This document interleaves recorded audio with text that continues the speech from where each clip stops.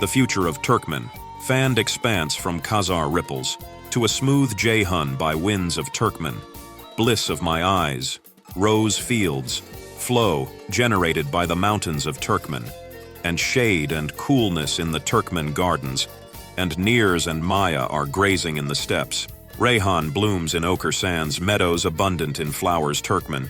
In green, scarlet peri will pass. In the face, ambar ointment will smell. The amicable people are leaded by the wises.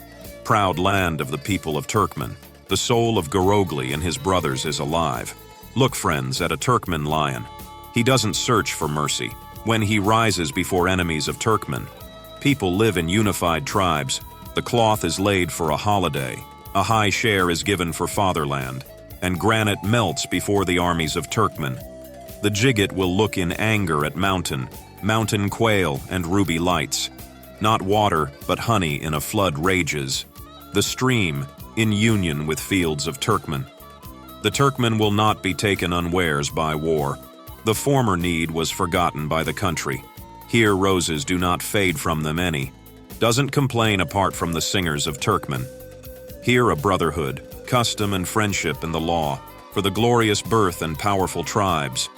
And if the people took up arms to fight, enemies tremble before the sons of Turkmen. Wherever the road may lead Turkmens, mountain ranges of the earth will part. Descendants will remember Magtymguly, will truly be the mouth of Turkmen.